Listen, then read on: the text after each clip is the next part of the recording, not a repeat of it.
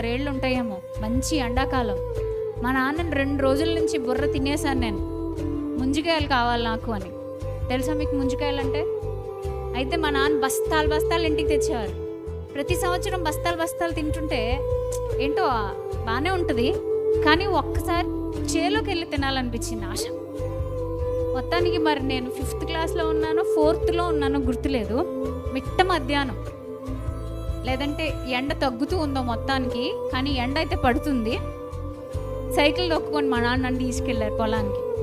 తీసుకెళ్ళి అక్కడ ఆ రోజు తాటి చెట్లు కొట్టే 2 కూలీలు ఉన్నారు. ఆ కూలీలకు నన్ను అప్పగించి మా పాపకి ఎన్ని ముంజికాయలు తింటే అన్నీ పెట్టేసేయండి అని చెప్పారు. కానీ మా నాన్న వేరే చోటకి వెళ్ళాలి పాపం, ఆయనకి గడ్డి కోసుకునే పని ఉంది గేదెలకి.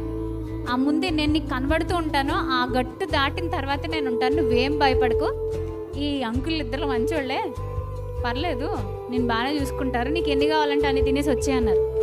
పర్లేదు నాన్న, నువ్వు వెళ్ళి నేను తినేసి వచ్చేస్తా అని చెప్పాను. కానీ గంటలు గడుస్తుంటే మా నాన్న రావట్లేదు.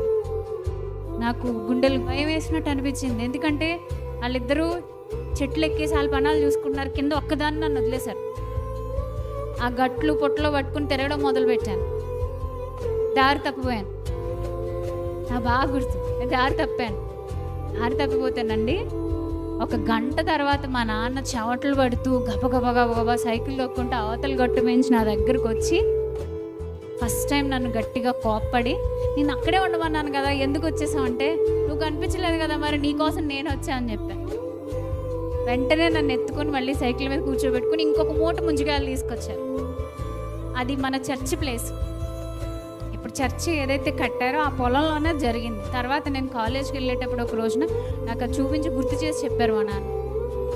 ఇలా ఒక్కొక్క మెమరీ నాకు గుర్తొస్తున్నప్పుడు చేయి పట్టి నడిపించేది, సరైన స్థితిలో కౌగులించుకునేది, ఆదరించేది, ధైర్యం చెప్పేది అన్నీ పరలోకపు తండ్రి.